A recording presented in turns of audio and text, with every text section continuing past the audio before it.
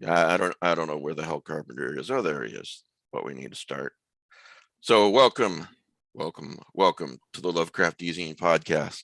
Welcome to all of you who are watching live, watching later, and the vast majority of you who are in your cars at some point in the future, listening later. In your cars, or perhaps in bed because we bore you and this makes you go to sleep. I don't know. That could be too. So, hey, we're going to talk about a variety of topics today. So why don't we do introductions? Matt, why don't you start with your prizes? Okay, so something different came in the mail. Mm-hmm. Cute plushies. Look at these cute, irresistible plushies. If you want to win cute eZine plushies, send an email to... It's not an eZine plushie. Yes, it is. eZine prizes at gmail.com. And you too can win Mike and Pete. actually, it would be Pete and Mike. Remember Abbott and Costello, Martin Lewis, straight man goes first. So all you have to do is send an email to eZinePrizes at gmail.com and put plushie in the subject heading. In about 6 weeks, we'll draw a winner. Maybe it will be you.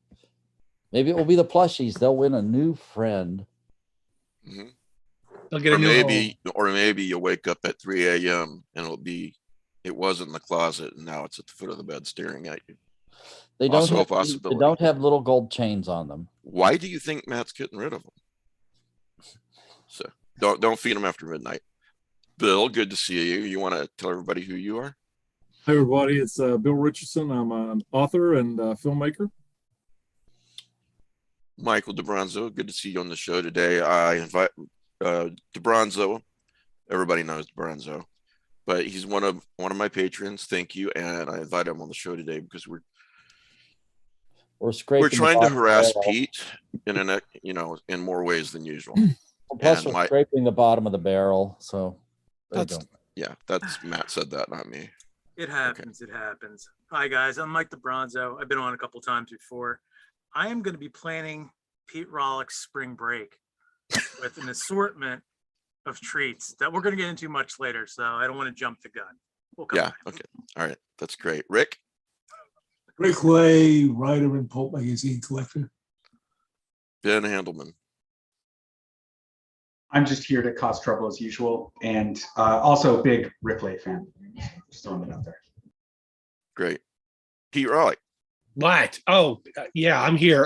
Pete Rollick, writer, researcher, and apparently I'm a masochist when it comes to film. And this show, because, well, I think you have only yourself to blame for this, because I do. The other day we were all talking and you were like, wasn't it something like this? You're like, I need to do an opening rant or something like that. And which reminded me of this. Listen. Mr. Burns, you mentioned you wanted an opening tirade? Yes, thank you, Kent. 15 minutes from now, I will wreak a terrible vengeance on this city. No one will be spared. No one. A chilling vision of things to come. So I assume that your rant is something similar, but go ahead. Well, what's your problem? I think perhaps we've made a mistake. Perhaps not one, but actually many.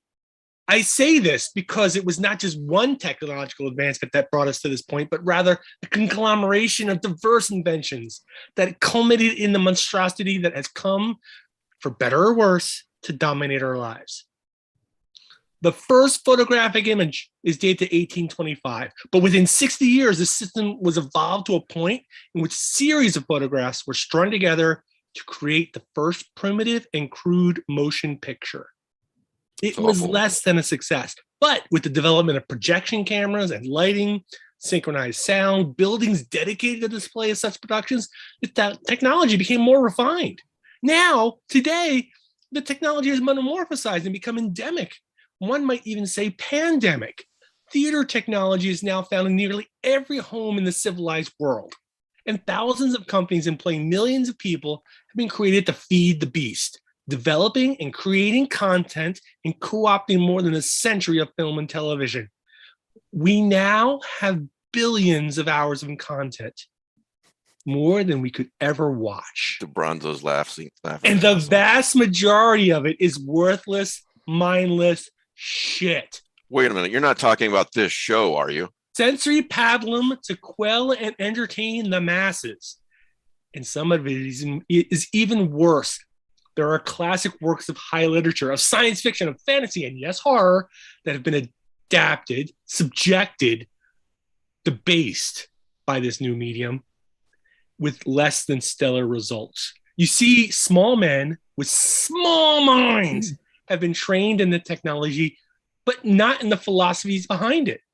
They have stood on the shoulders of giants and used and abused the achievements that have been handed down to them. For every Trying not to take this personally, but go on. For every From Beyond, there are small something else. For every From Beyond, there are 100 Don't of the interrupt his Resonators. rant. For every James Whale, a dozen Bowles. For every Julia Roberts, a plethora of Eric Roberts. These lesser actors, What's wrong with Eric? directors, cinematographers became so obsessed with whether or not they could create a film, they never bothered to ask if they should. And when the answer was no, they ignored it and made their shit a piece of work anyway. And what did this culminate in? I know, Lamageddon. I have had enough, and you should have too. I urge you all, rise up, take matters into your own hands, destroy your DVD players, your cable boxes, your Fire Sticks, smash them to bits. And if that is not enough, burn your computers, rise up and storm the production companies, find these so-called artists and force them to forgive and watch what they have made. I dozed off. Did you get to the part where you're evil? Make them understand their sins and beg for forgiveness, and make them pray that that is enough. Thank you for your time. I now return you to your regularly scheduled filth. Go Sharknado. Yeah, go Shark. That is One could argue very this applies to effective, books not a- too, because for every name me a bad author that we don't know personally. Anyway, you every- asked for a rant. There's my Ray rant for the week. Ray Emerson. Yeah, and you know, my guys like Michael Sisko get buried in all these plethora of shit books. So, you know, genius doesn't end up on shelves because somebody wants to read a new Rules of Prey book or something. I don't know. Oh, you leave John Sanford alone. I will. I'll leave him alone. I actually like. Well, those you books. should have left Eric Roberts alone. Yeah. Yeah, it looks like Rick took personal offense at that one. He was a very Pete, good what brought on the master. rant? But what? What brought on the rant? Mike asked me to rant about something, so I just You, picked something. you started it. I picked something at random and just. Anyway, I thought Right. Eric Roberts was great in Runaway Train. Granted, that Well- movie was like 1983, Up but from yeah, it was Greenwich very Village. good. I really feel Actually, like I have all actually. this. If you look at the list of people, the only person I actually have a problem with is Bowl. I just think he's a horrific filmmaker. I Everyone really else think is all fine. of this comes from us forcing you, and by us I mean DeBronzo, forcing you to watch Lamageddon. Now I have in front of me, in my miniaturized technology here, a rant from Pete while he's watching. This is sort of a while he's watching Lamageddon. All right, I won't bore you guys with this for the next 3 minutes, but here's a few. This is Pete. I hate you people. 5 minutes into Lamageddon, and I wanted to rip out my own eyes. DeBronzo's like, you did it. Yes, you have to finish it, Pete. Pete, the dog wandering randomly on the porch, teleporting between takes. 18 minutes in, it's a fucking disaster. Pete, we've never seen technology like this. It's a commercial horse trailer. They didn't even take the manufacturer's name off. And this, I don't know want to know what this means, says, Christ, the sex scene with the dad, shit like that is going to turn a whole generation asexual. And then what? And Michael said, "You're DeBronzo knows what I'm sacrificing talking my about. day." What? Mike DeBronzo watched this film, and You the did sex scene was with the father is just awful. I wouldn't put you through something I didn't put myself through first. So That reminds me of take heart. Superman the movie. Now, man, I wouldn't ask you to do anything that I wouldn't be prepared to do myself. About face. just think if it wasn't for that one llama movie, we wouldn't be doing what we're doing now. Yeah, this is your fault. You're to blame.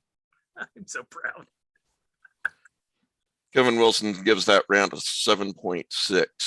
So I'd go higher, but we're all entitled to our opinion. That was a damn good rant. So I stole Let me say most of it. something. I stole most of it from Jurassic Park.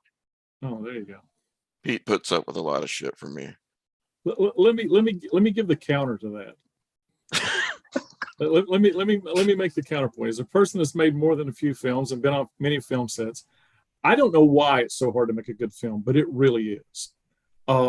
There's way more bad films and tons of mediocre out there, and just a little bit of gold. And it's amazing to me how hard it is. But it's a collaborative medium. It takes a lot of things to go right and just a few things to go wrong. Yeah. Especially you don't want to put latex and handcuffs into a movie, then it just all goes downhill. Exactly. And but I will say this, that right now is the golden age of television. I agree, actually. There is more good quality content being produced right now than there ever has been in the existence of the earth. There's a lot of bad stuff. There's a lot of filler, but there's more production going on, more quality stuff. I'm amazed at how often Netflix can get it right, because most production studios, if you look at Warner Brothers, for instance, who steps on their toes many, many times. But this is the golden age of television. Now, films, not necessarily, but long form television, episodic television, some of the best content that's ever been created is being created now. And it's amazing to me that you see so much of the quality in these extended, 13 episodes and multiples. You see so much quality in that, but not necessarily in the films that are being made. That just amazes me. I just have to say, it's all a matter of human nature, and your best effort becomes the new baseline expectation. It's like, I heard this guy talking about, like, he was sitting next to someone in an airplane, like on a transatlantic flight, and they couldn't have Wi-Fi for some reason. And there's a mechanical fault. And the guy looked over him and says, "Ugh, typical." And it's like the guy says, here we are in a chair 8 miles above the earth, going 350 miles an hour. A little perspective, sir. Right. So, but it doesn't matter if you say, like, there have been 4,000 great shows. I'm going to put on that next Hallmark Christmas movie and bitch about the script. I don't care. This would be a great segue into some TV shows that I'd like us all to talk about. But instead of being professional, I'm going to segue into Matt telling us who Michael Sisko is. Like I did that. I didn't warn you I was going to do this. He was a friend of mine. Never mind. No, different Michael Sisko.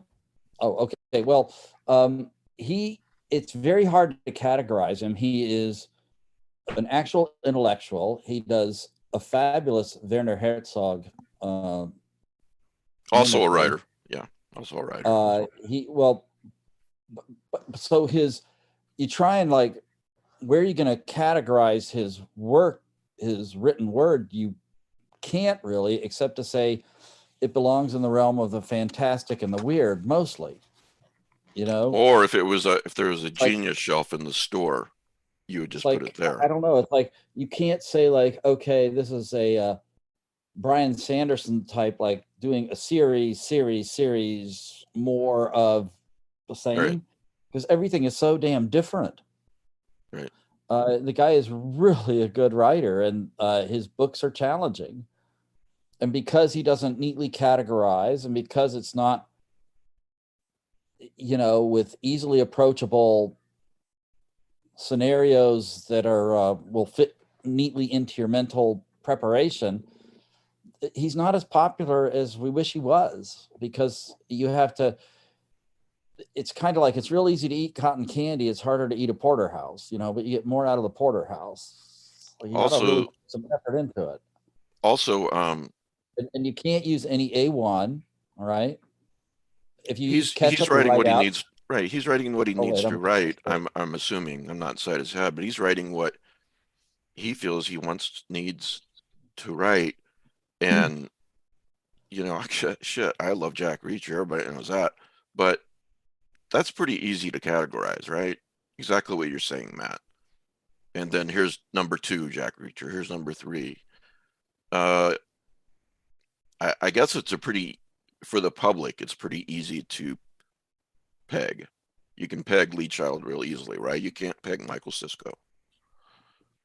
Do you have a favorite book of his? Or just, I know they're all so different, so it's apples and oranges. Yeah. Let me just make sure I get the title right. I got my collection is up here. Was it The Divinity Student? He wrote that, right? Yes, you did. Okay, that'll be a good place to start. If you were walking, Yeah. I don't know if there's an easy place to start for Michael Sisko. And like I said, just because you enjoyed one of his books, the next book is going to be a different kind of challenge to digest. But like I remember one of our former panelists, like I think with Ghostwood Publishing. Oh yeah, Salome. Yeah, Salome really liked Animal Money. I remember her saying that once. Mm-hmm. And that is an incredibly strange idea, but it works. Yeah. I would say maybe if you've never read a Michael Sisko book, start with Secret Hours. I mean, I don't believe it's on Kindle, and you're only going to find probably reprints, to my knowledge. Somebody correct me if I'm wrong, please, in the side comments or comments later on YouTube or whatever. But that's where I started so many years ago, and I was just reading this, and I was like, man, who is this guy? This is great. I think it was right after it came out. I don't know when it came out, maybe 2006 or something. I remember like that. Yeah. Well, I guess I personally would advise people to start with Secret Hours, but in the show notes, you will find that I have linked to Michael Sisko's website directly to his books page. So for anybody watching, listening later, you don't have to Google him if you don't want to. You can just click on that link and peruse his books. Now, Matt, you said he's hard to pin down. I'm paraphrasing you. I'm going to reveal for the first time today that Lovecraft eZine Press is about to publish a Michael Sisko novella. And the cover reveal, cover by Nick Gucker. The cover reveal will be later today. Now, when Nick heard that I was, lucky enough to be publishing a novella by Michael Sisko, he insisted on being the cover artist. And, who would say no to Nick Gucker? Now, you will see it online later today, but now you can't see it there. It's called Ethics by Michael Sisko, of course. And it's a novella about birds, talk about hard to pin down, and a faithful abridged version of Spinoza's Ethics from a bird's point of view. Now, if that's not fucking hard to pin down, I don't know what is, but you have to read every Sisko book. You just have to. He's just that good. And it's a shame that books like his don't end up on libraries and bookshelves by and large, because they absolutely belong there. Hey, Mike. Yes. I want to expand on that. Please. Because it's just, look, everyone knows this. I go to a lot of bookstores. I got to go to a lot of used bookstores. Yeah. I do not see modern weird fiction ending up in used bookstores. Because they keep them. Well, so there's a lot of factors in here. So I was like, okay, so they're not published in the quantities that things used to be published in. Right. They're treasured, so they don't end up going out to use bookstores. Or, and this is kind of terrifying, a lot of used bookstores aren't even bookstores. They're library resale shops or other nonprofits.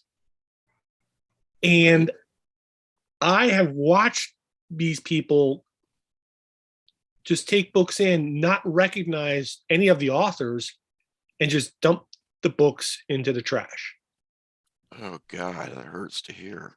Right? So I'm afraid that a lot of rare stuff that may not be rare now, but 10, 15 years from now might be, is just being lost. Because, the people that are collecting these things for resale don't recognize them. And, just look at it and let's admit, most of it is like, it's not even that, it's print on demand or similar kind of technology. Hey, there's some good print on demand, sir. There are absolutely some good print on demand stuff. But if it's not recognized, it may not be making it to the shelves for resale. And that just terrifies me. And I think that, whether it be Cisco or others, there's a whole bunch of people I could list, but I'm not going to. It's really concerning. Anyway, that's my next one. No, that's a really good perspective on this, Pete. Horrifying as it may be, that I hadn't considered, what I wish is that I actually just sent a message over to Farah, but not everybody likes Kindle. A lot of people do. Print books have pros and cons. Kindle has pros and cons. It's a false dichotomy, I think, to say one is better than the other. Just depends on what you're talking about. If you're talking about going on a trip, you can have 800 books in your pocket. Anyway, that said, it would be great if like Secret Hours was on Kindle, because it would mean more Michael Cisco readers, And the only way I'm ever giving up my print copy of Secret Hours is if Cisco ever has an extra one and sends me a signed one. So from my cold dead hand. Yeah, that's right. So, all right. Anybody else want to say anything about Michael Cisco? Where you should start? Anything at all? So he actually wrote a really great Reanimator story. That's in. Really? Yeah. It's in my collection for Chaosium Legacy of the Reanimator. Actually, it's like, to go on with what Pete said, sometimes these authors, they get a devoted small following. So you'll get a set from, for example, Centipede Press or PS Publishing or something, and it will have a limited run of 150. Those get snapped up, and these aren't the kind of books that make it out in the mass market paperback. And Michael does have a set of those that have been. Yeah, I got it. Reprinted. You what? Sorry, what? I have that one. You still have my postal address, right? Yeah. So if you want to send me your copy of, Secret Hours, you can. You know what? I actually would send you my copy of Secret Hours to get that copy of Secret Hours that you have, and the rest of those 6 books. It's just this is the case for a lot of these books that we are interested in, weird fiction. Some of it makes it into greater distribution, but a lot of it doesn't. But I think Michael Cisco even more. You just can't define him really. He's a genius. I don't say that lightly. And I don't want to beat a dead horse and move on to other things, but I just, if you've been watching this show for a while, you know how, you trust our opinions on this show by now, I hope. Screw you, Carpenter. Carpenter's showing his, that hurts to look at because it's not mine. The Tyrant. Yeah. These are amazing. And this was the set from Centipede Press, sold out. I was lucky to get a copy. Oh, You know, man. I don't know. If I don't I'm have ever in any answers. Illinois, can I just like touch one of the books? Come over. And... No. No. Okay. You can come and make dinner for me. Well, All right. Mike, let me say something to the viewers out there. Yes. So here's an author that obviously is a niche author who does quality stuff that's challenging. How often do you find that?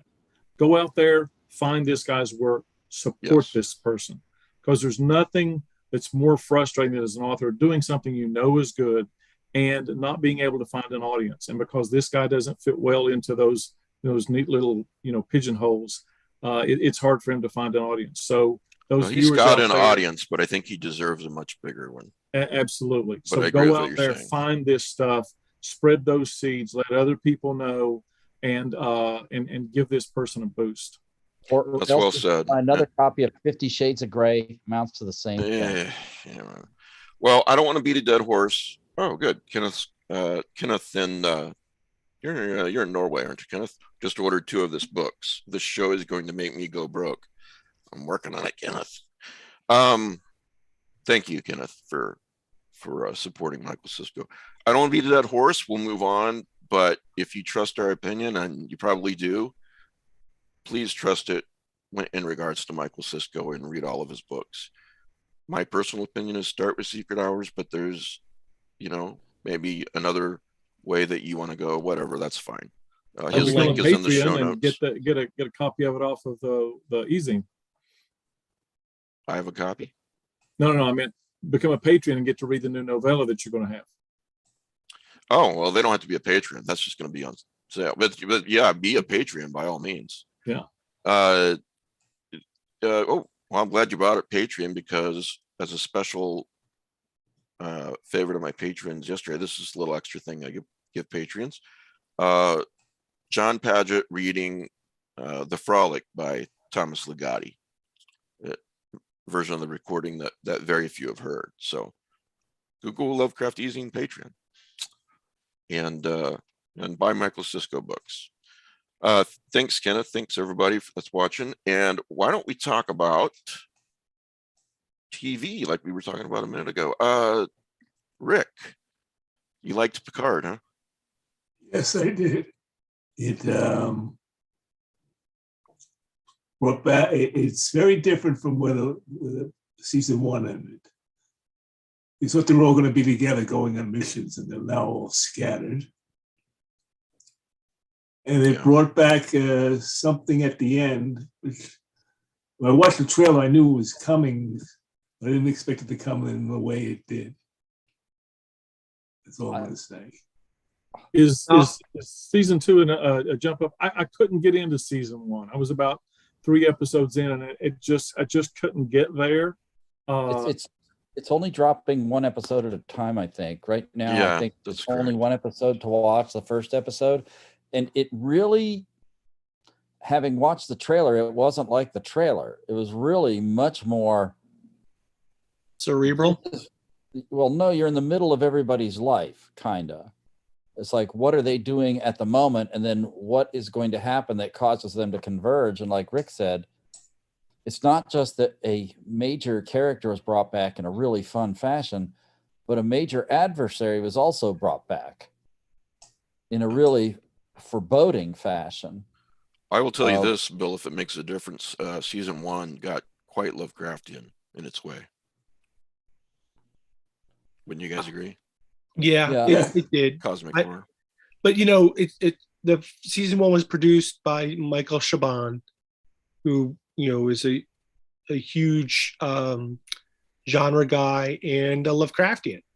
So it doesn't surprise me that what went that way. I think Picard is doing something interesting. I think it's doing more philosophical take on science fiction. Instead of there is some adventure in there, but the big question that went through the first season is, synthetic life form rights. Hi, Bridget. Hello. Are you talking about Picard? Yep. Yeah. Sweet. I showed up right on time. Let's tell us So what you think. You and your full- cat ears. I fully expect that there will be some huge theme Back to in you overzealous. season 2. And what a cliffhanger. This is the first episode. Yeah. Yeah, I'd say. I will say this season seems to be leaning more on the Star Trek side. Not that Picard was trying to like back away from it being Star Trek, but it was definitely trying to do a type of story that you had not seen in Star Trek before, with elements you hadn't seen before. This felt like it's much more grounded in the background Star Trek lore, right? Like, here's Starfleet Academy. Here's, I don't know how much. I guess it's not spoiling to say that Q's in it because he's all over the trailers, right? But like things that as a Star Trek fan, you recognize when you see them. This seems to be leaning into that a lot more heavily. And I know, so Michael Chabon's got promoted, correct? Like now he's like the lead executive producer or something of the season. There were like 40 producers. Yeah. The impression I got from reading is that he has a bigger role. I don't know. I know he did a lot of Q&As last year after the shows on Instagram. He would do these like live Q&A things where they would just stream a ton of questions. So I'm kind of curious if we'll get similar insight. So for example, he included the Kazinti in a throwaway line. And then he explained that he was like a massive Larry Niven fan. And then he talked about what Mike mentioned with the Lovecraftian elements. I'm curious if we'll get something similar this season. All There's right. there's that after show hosted by Will Wheaton, right? As well. At least those feel I don't know, the ones last season, I didn't even bother watching this one. They were very like, hey, look, here's Jean-Luc Picard, it's Patrick Stewart, and I'm talking to him, and I was on the show with him. And it's very like, yeah, we just watched the episode. Thank you for summarizing what I just watched. Thanks. I didn't want to say it. He was fanboying. Yeah, I didn't want to say it because I don't like him and he doesn't like me, but I'm glad somebody else said it. I mean, that's pretty cool if you're important enough for Will Wheaton to not like you, though. I wouldn't say I'm that important. I'm just saying I will. he doesn't I'm like going me. to say it. I wish Will Wheaton wasn't like me. He doesn't. I have an email. If I was to criticize Joking. anything about it, I would say they used the Freudian cliche as a flashback technique, which we've seen used hundreds of times. See, that wasn't even my favorite Star Trek moment. As much as I enjoyed that first episode of Picard, for me watching this week, my favorite moment was in episode 10 of Discovery season 4. Where in the first minute or so, they make a reference to Gilligan's Island. Yes. That was great. Absolutely. Brilliant. And that was made by who's the famous director? David Cronenberg. David Cronenberg. All right. So my favorite. Oh, sorry. Go ahead, Rick. They say his character's great. That's all. I do great. Yeah. My favorite part of Picard was just the first episode, hearing the theme and hearing the little hat tip to the flute from Inner Light. Right. One of the best episodes of all time. Which is, an episode that Picard is dancing around in his conversation with Guinan. It's like, you've never really loved, you've never put yourself out there. It's like, well, yeah, he has. He had an entire life in 20 minutes. Yeah. And That's an amazing episode. We've been rewatching those episodes for my son. We've been watching, from the beginning of Star Trek Next Gen, watching it through. But there's a lot of them that my husband Mike hasn't seen either because he's not nearly as much of a nerd as I am. And we got to that episode, Inner Light, and he was just like, what? He lived a whole life in 20 minutes? Yeah. It's so profound. It's an amazing episode. I'd have to say that's in the top 5 of all the Next Generation episodes for sure. For sure.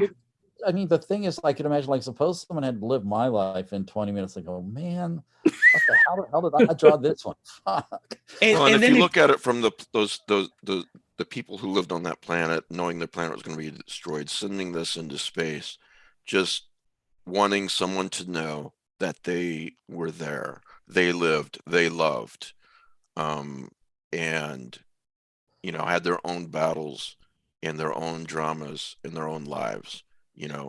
To make somebody out there aware of that. That's such a profound thing to think about too. It is. And the thing I like to contrast it with is Riker's experience with Minuet.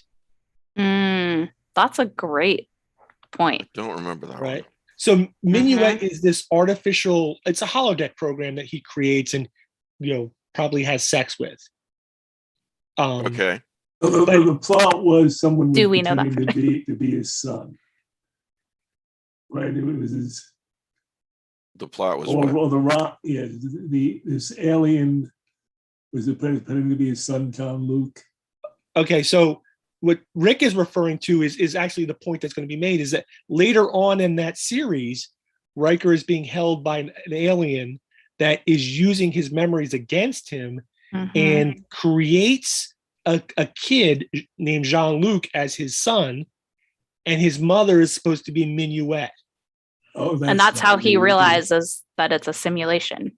Yes. Yeah. Speaking of Next Generation simulations, one of my favorites is the Moriarty one, where they trap him at the end, and he thinks he's going through space, for the rest of his life with his girlfriend or whatever she was, and to all intents, from his point of view, he is. He can experience, the galaxy from his point of view, but he's locked inside of a program. He doesn't know it. And the thing that Picard says at the end of the of that episode is, how do we know that we're not, on somebody's desk, in a computer program? And then what's his name? He's at the end. He goes, in program, just check. But I had to wonder. So like that Enterprise eventually gets crashed, and they had to be picked up and hauled away. So I'm like, what happened to the? Yeah, there's some existential horror for you, right? Yeah, your universe ended because we dropped the damn thing on the sidewalk or something, Yeah. Or the car crashed, or the spaceship. They could have dropped off that piece of equipment at a Star Trek Federation post or something. Yeah, but what if they didn't? I know, but I'm saying we don't know. No, but it'd be an interesting episode to go back and explore if and when Moriarty ever gets out, because now sentient programs have rights. Oh, that is good. Yeah, I like because that. of the Voyager episode was the doctor. Yeah. So, he's going to be picked up by some Ferengi junker. Yeah, I know. That's that. Yeah. And we're now learning that computers have rights. Java, collector. Ooh, then they could tie it into Discovery, where Moriarty is still alive. However, was it 300 years later? And he's got like a whole crime ring that he runs. 800 years later, but yeah, I like 800 years, going. yes. Yes.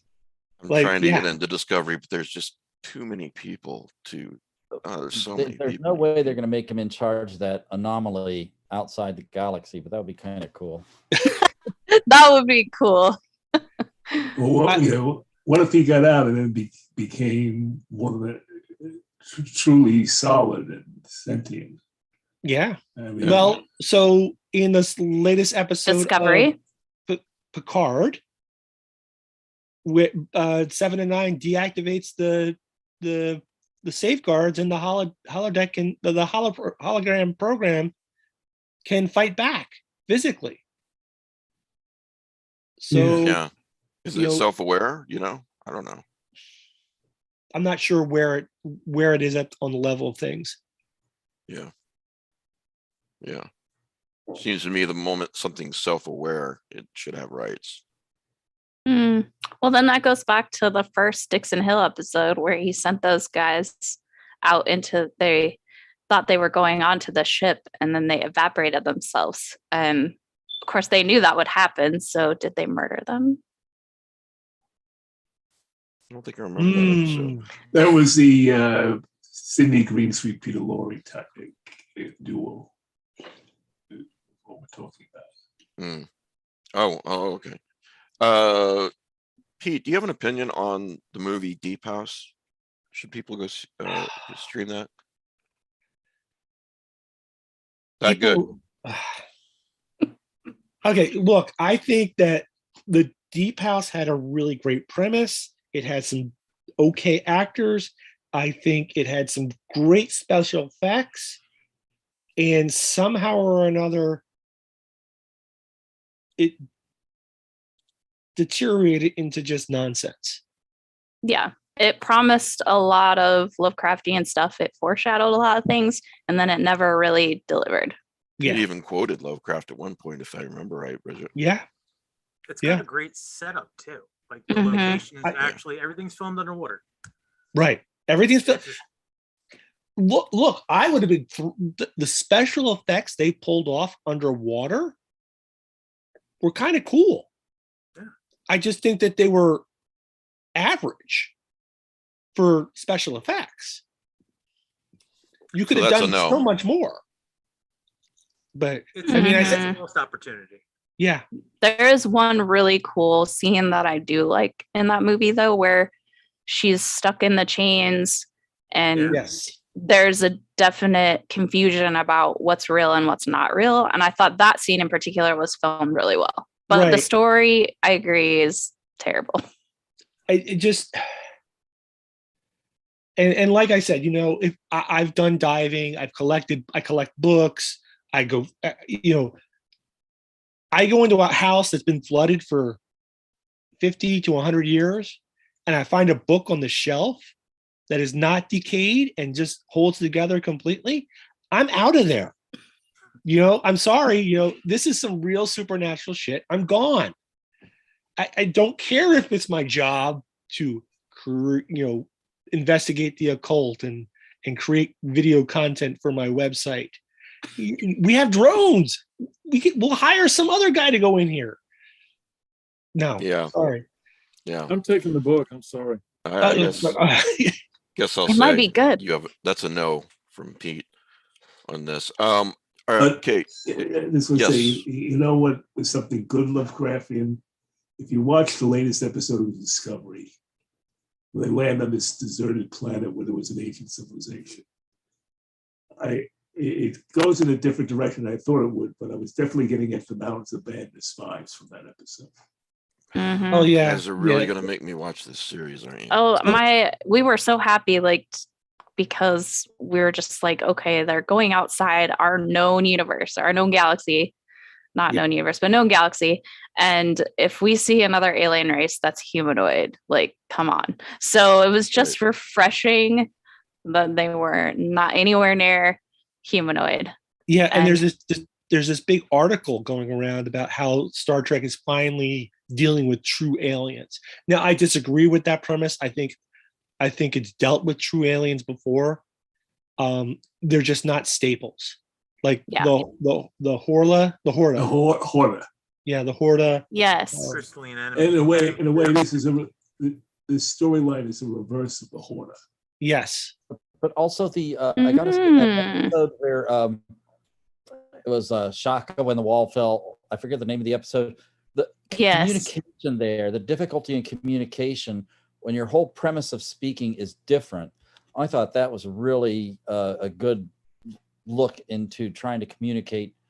The only thing that I think did it better was the movie Arrival. right. So yeah, I disagree with the premise of the article, but I acknowledge that this is something that we haven't done in a while, dealing with something truly alien. Yeah. Oh yeah, Kim said that episode is Darmok. Darmok and Jaladic Tanaka. Yeah, that's definitely in my top 5. Can I skip the first season and go to the They, second? they do a comedic version No. of that in the Lower Quarters cartoon series. They do. They have a Actually- sequel to Darmok. Yeah, one of the characters on the ship is from that race, and it's hilarious. Mike, if you're talking about TNG, absolutely skip the first season. I'm not talking about TNG. I'm talking about Discovery. Not really, but you just kind of have to embrace that it's just a fun ride and don't think about each episode so much. Like, just enjoy the watching, and then it gets deeper and deeper as you get into it. I'll disagree. I think you can skip it. Seriously, I think season 2 is where the show really takes off. Go ahead and skip it. But the thing I think is, I will. I'm gonna watch one of those one of those YouTube videos where they basically outline the season, and then I'm gonna go to season 2. You wouldn't know who Yar was when she comes back. You can't tell me what to do, Bridget. Oh, fine. I mean, you're gonna miss some plot elements, but it won't be bad. Captain Giorgio is just a great character. I mean, I would watch the first season just for her. My favorite character in the whole series. She's just fabulous, and I think the only reason they wrote her out, I think, is because she's going to get her own series because she's way too cool to let go. But I gotta say, Mike, I enjoyed the first season. It took some warming up, like most Star Trek series do. I gotta say, in the 4th season, it's like, irrespective of what Pete said, the first 4 or 5 episodes, I was getting fed up because there's so much touchy-feely relationship, not much action, and now it's picked up again. Because one thing I always liked about Star Trek, besides like exploring facets of humanity, the action and the storylines have there's a lot of really intelligent, interesting ones. And I was just sort of like saying, okay, well, when are you going to start moving again, guys? And so now they're finally rolling again. I would actually agree with you, Matt, because it was a little bit like deep the first couple episodes. But I mean, Star Trek's always been kind of on that, morality play, emotional, psychological vein anyways. But yeah, the first couple episodes kind of like, wow, we're really hyper focusing on this. But now that we're where we're at, and the whole premise, without spoilers, of how they communicate with the aliens is on an emotional level, I think it ties in an arc nicely. Right. Nice. And I guess this is the thing about Discovery that's a little different than the previous series. And it sort of inherits it from, is that there's a story arc as opposed to, monsters of the week. Yes. The first that emerged, I think, first in Babylon 5 and then was stolen by Deep Space Nine. And done better. Yes. And then it became the whole Voyager premise that there's an overarching story that we can build Monsters of the Week into.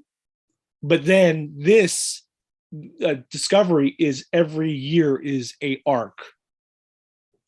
And almost like we were talking about earlier, rather than producing a long movie, they produced 13 episodes that allow them to explore more detail.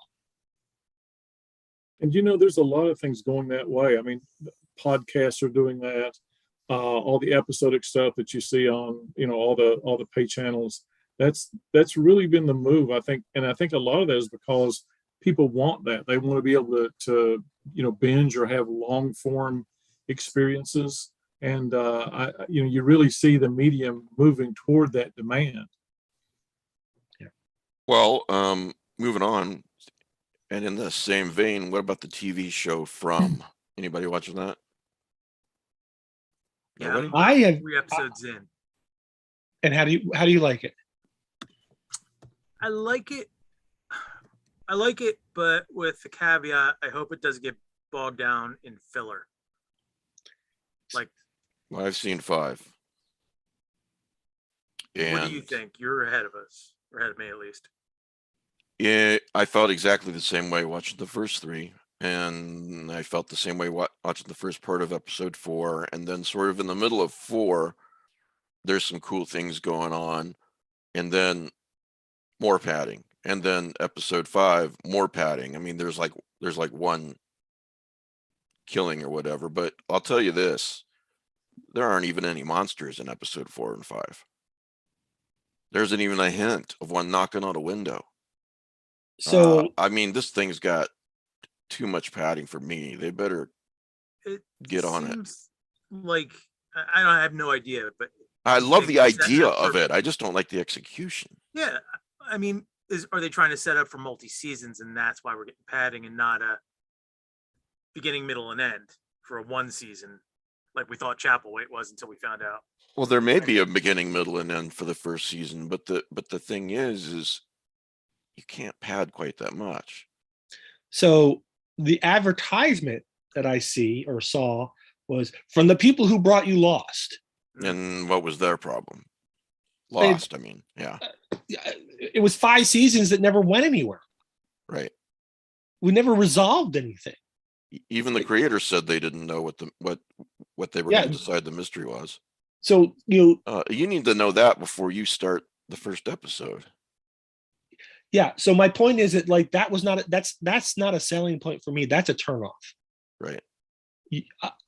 So anyway, that is a turnoff. But with Lost in particular, the fact that they could keep you turning in, week after week after week, and never really getting there and trying to outthink the fans.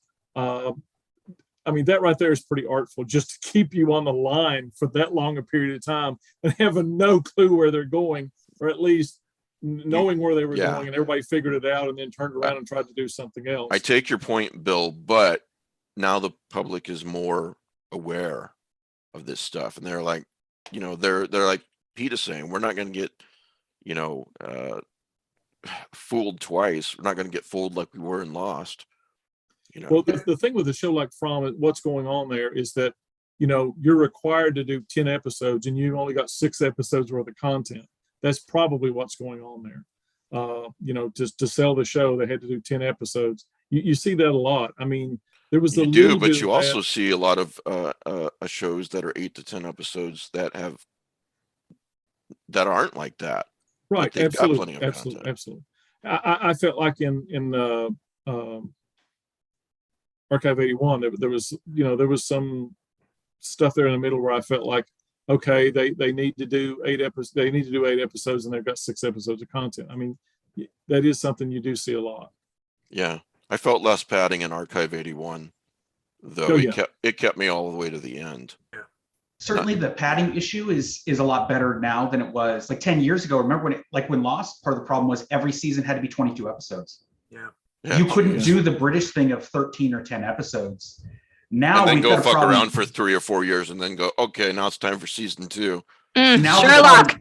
I think the problem is what's happening is people write a mini series or maybe a film's worth of content, but there's more money in a full series.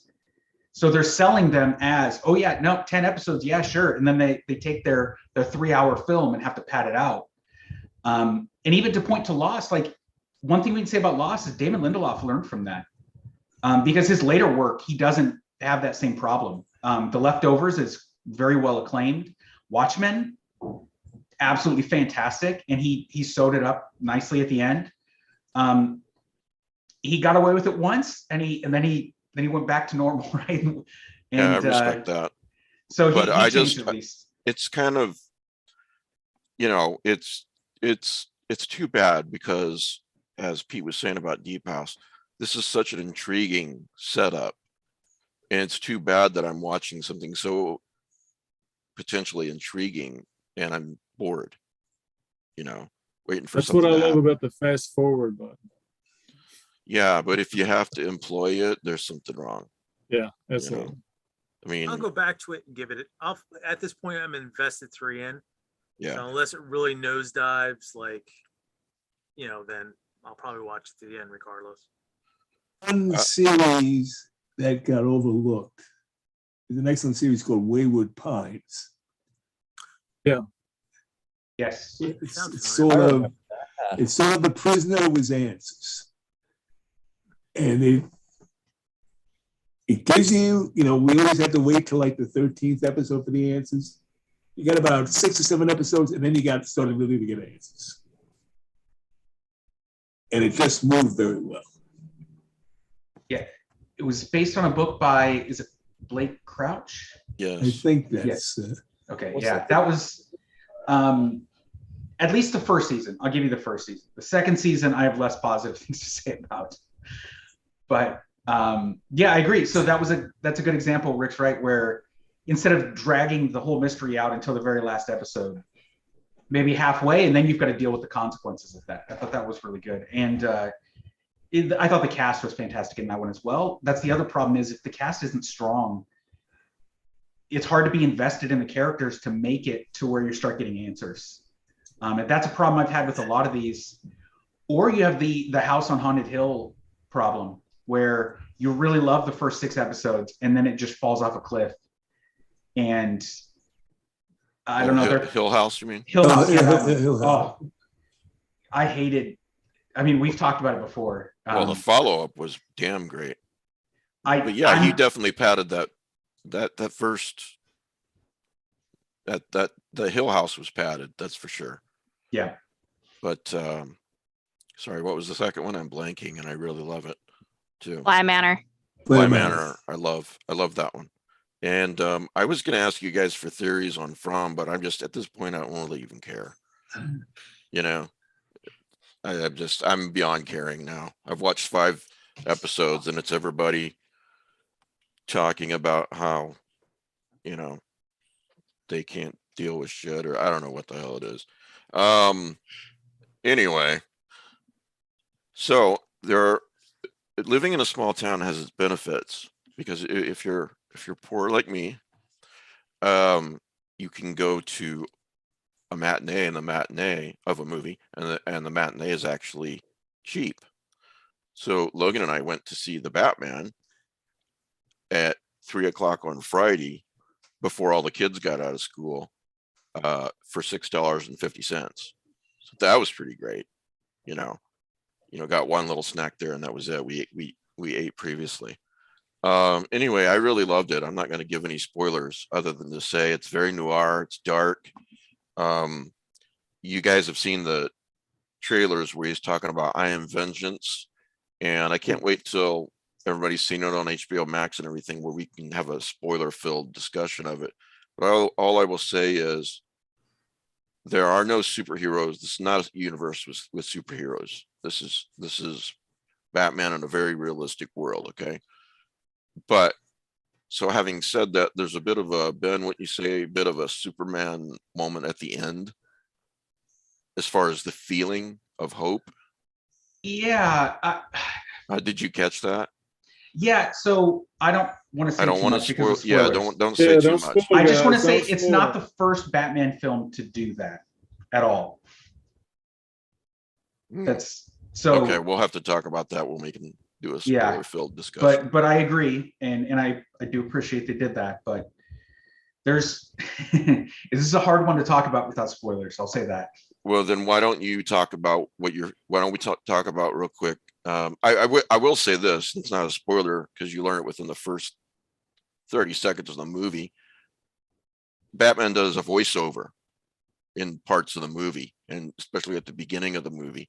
And he does this in the comics too, so to speak, with the reading pains, whether they're sometimes his thoughts at the moment, whatever he's doing, or later journal entries.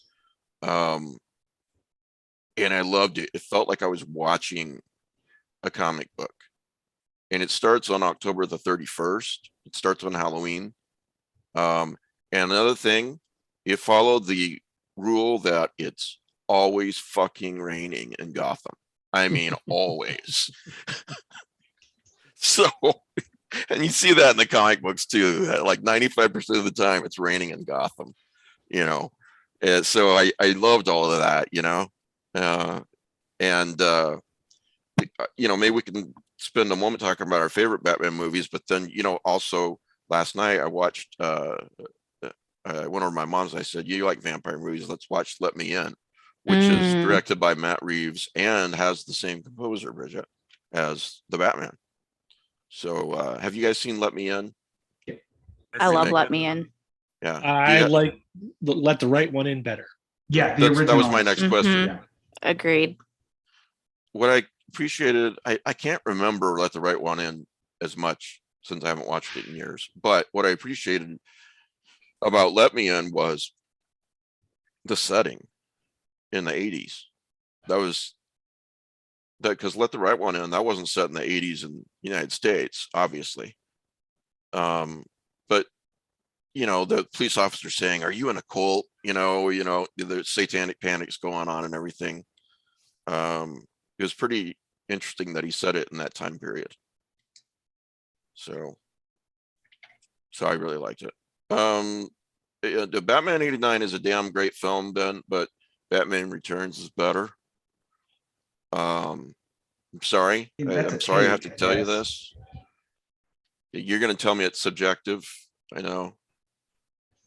But so the thing I would say there, it's Christopher Walken in it, man, is Batman '89 is like a complete Batman film in the sense of you get the backstory, you get the villain's backstory, you get the relationship, you get the dichotomy between Bruce Wayne and Batman, you get the detective work, and you get the action scenes. You get everything that's Batman in one film. And I can't say that for every other Batman film that's made. I will say that the Batman is more of a detective story than any other Batman film. Yes, very much. Whether you like it better than others or not. For those that have played them, I would compare it very much to the Arkham games. It's not stealing from the Arkham games. I'm trying to make that claim. This is something that he's done in the comic books for 60 some odd years. Yeah, he's the world's greatest detective. If you've played the Arkham video games, it kind of makes you more comfortable or familiar with the idea of Batman walking around looking at stuff in a crime scene, which if all you've ever been exposed to Batman from is TV or movies, that's going to seem kind of weird at first. Yeah. So it does do that. The thing I would honestly, and this is not a spoiler, the Batman probably has the best cast since Batman '89. Like top to bottom, the casting is absolutely fantastic. Zoe Kravitz as Catwoman is perfect. Jeffrey Wright as Gordon was absolutely fantastic. John Turturro as one of the mobsters. I don't want to say the name because that may spoil the film. So I don't want to say which mobster he plays, but it's a character from the comic books. He's absolutely perfect. You guys have probably Colin Farrell, man. God. Right? Like if no one tells you it's Colin Farrell, you don't know it's Colin Farrell. I thought Colin Farrell was in this movie. Where the fuck's Colin Farrell? Yeah. There was I have to look up his name. The guy that played the Riddler. He's so perfect as the Riddler that I actually thought he'd already played the Riddler before. Like before seeing this, I just assumed he played the Riddler. I would compare this movie to Seven in a lot of ways, and it has kind of the feel of kind of the feel without the supernatural elements of the Paul Dano's thing, by the way. Paul Dano plays the Riddler. Yeah, right. And he's absolutely fantastic as the Riddler. It's not a normal Riddler take. Don't expect the the Batman 66 don't style. Expect Jim Carrey. Definitely don't expect Jim Carrey. Yeah, you're not going to get either of those, but you do get a very good, solid take on the Riddler that I feel is a different take, but also not completely divorced from the comic books. So it's again, this is why I would compare it to the Arkham games, because the Arkham games would do that. Well, I would say that as far as cast goes, that and I love Michael Keaton, please don't get me wrong, but currently in my lifetime of Batman movies from '89 on, Robert Pattinson and Ben Affleck are my top two. And I love Michael Keaton as well, of course, but more of that, that's not the real world. That's a twisted version of the Earth, a Tim Burton or a twisted version of the Earth. I would say without a doubt, this is the best cast for a Batman film ever, top to bottom. Great acting. It's just everyone they brought in was perfect for their role. And it's just hard to believe we're in a world where Colin Farrell's playing the Penguin. And it's not like, oh, we completely changed the Penguin to make him look like Colin Farrell. And it's brilliant. It really is. Yeah. So anybody else want to say anything about Batman before we move on? Yeah, I want to pick Rick's brain. Right. Didn't see the movie. That's okay. So when did Zorro become associated with the Batman? Certainly by The Killing Joke when that novel came out. I think it's actually Denny O'Neil. I can find out, but I believe Denny O'Neil's the first one that actually tied. Because Denny O'Neil did this thing, like he had, for example, he had Batman meet Sherlock Holmes. He had Batman meet the Shadow. He had this big thing about wanting to kind of recognize the precursors to the character in his run.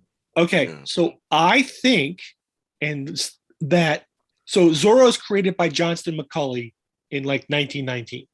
Yeah. But That's Johnston McCulley goes on to create a whole slew of characters, including the Spider, and in 1935, the Bat. Right. It was nothing like Batman. It was nothing like Batman. But I'm wondering if Denny O'Neil or whoever is acknowledging Johnson McCulley's precursor, the Bat, by referencing Zorro obliquely. You see what I'm saying? Yeah. I think he's more doing just Zorro. Because Zorro is the precursor in the movies. If you're the novels and short stories about Zorro by Johnson McCulley stink. He doesn't have the black costume, he just wears a mask, the plots are bad. But the movie was Douglas Fairbanks Sr. Mm-hmm. They established the masked hero.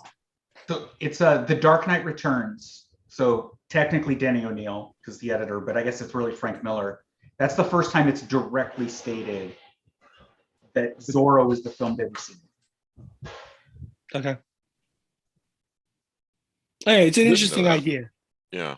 Speaking of masks, getting back to let me in real quick. The mask that the vampire's friend wore when he's going out to kill people, that black garbage bag with slits for eyes and everything, it's just so basic and so creepy looking.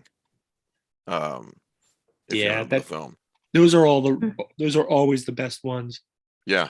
I'm reminded of I didn't like the reboot of Halloween, but one of the things they did really well was that Michael Myers, makes and mounts masks on his wall. And it's just, dozens and dozens of masks. Like, these are the monsters I could be. Yeah, that's cool. So I've watched one episode so far of a TV series, Apple TV, called Severance. I know at least some of you are watching this. DeBronzo, are you watching this? Nobody's watching this but me? You're muted. I really want to watch it, but I don't have Apple TV. Well, I don't have Apple TV. Well, I didn't either, but I'm paying 99 cents a month for a couple of months for it. You guys told me to get Shudder, so I don't have Apple TV because I got that one instead. Because everyone on here was complaining.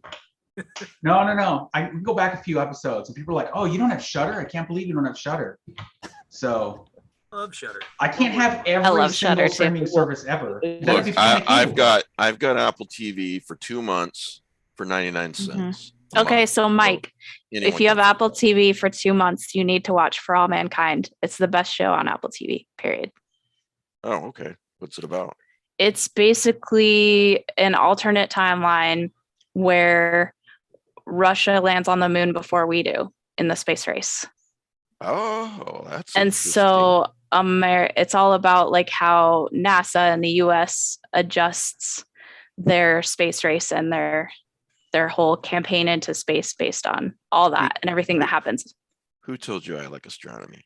Have I mentioned that? That's why I was like, you need to watch the show if you got Apple Plus. You'll like it. It's a cool show. Like the first season is in the 60s, the second season's in the 80s, but an alternate 80s, of course. Right. And then the next season's going to jump ahead again, apparently, which I can't wait. Oh, well, but it's really good. Definitely check it out. Then. The guy that was the main actor, I forget his name, in the first season of Altered Carbon is the actor in For All Mankind. He's the lead guy. I got a minor detail question. So like in this alternate 1980s, the lyrics to Take On Me make sense. Never. You're going too far now. Take on me, take me on. What more do you? I'll be good. Wait and see. All right, I'll watch that. Thank you, Bridget. So anyway, in Severance, apparently it's about in this mystery corporation where the employees' memories are separated from their personal and their working lives.